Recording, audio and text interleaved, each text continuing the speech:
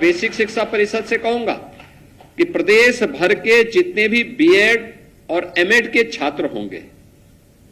इनको एक सप्ताह के लिए वहां से छुट्टी करवा करके बेसिक शिक्षा परिषद के विद्यालयों में निपुण कार्यक्रम के आंकलन के लिए उन्हें भेजने की आवश्यकता है। उनकी ट्रेनिंग भी होगी फील्ड में, और फील्ड में ट्रेनिंग के साथ साथ वे वहां जाकर के देखें तो क्या हो रहा है और कैसे उनको कार्य करना है। दूसरा,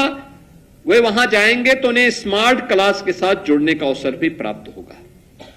डिजिटल लाइब्रेरी के साथ जुड़ने का अवसर प्राप्त होगा। क्योंकि इन्होंने जब पढ़ा था,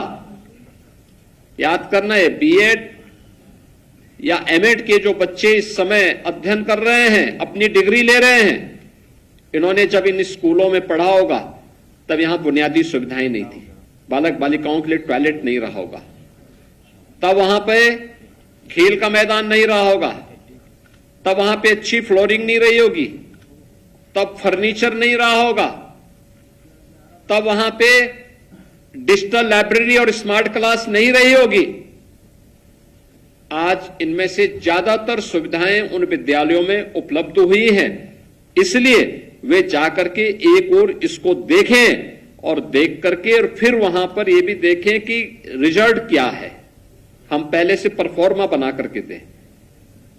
कि निपुण का आकलन किस रूप में उसे करना है, पहली क्लास का कैसे, दूसरी क्लास का कैसे, तीसरी क्लास का कैसे, चौथी क्लास का कैसे, पांचवी क्लास का कैसे, और फिर उसी फॉर्म में उसको मांगिए। आप देखेंगे रिजल्ट आएंगे, रिजल्ट आएंगे। दूसरा, हमारा प्रयास होना चाहिए कि हर विद्यालय में शिक्षक जरूर हो, छात्र शिक्षक का रेशियो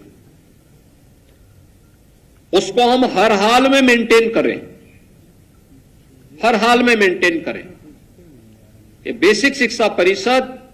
जिस दिन इस प्रक्रिया को प्रभावी ढंग से क्रियान्वित करेगा, यहां पे छात्रों की संख्या बढ़ेगी। हमें अपने आप को इस रूप में बनाना है कि आप देश के भविष्य को गढ़ने का काम कर रहे हैं,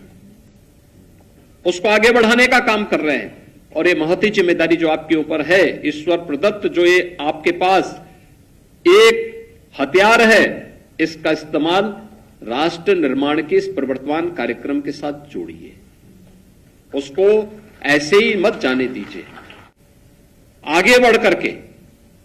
जो दायित्व हमारे पास है, उस दायित्व के निर्वहन के लिए अपने आप को तैयार करना है।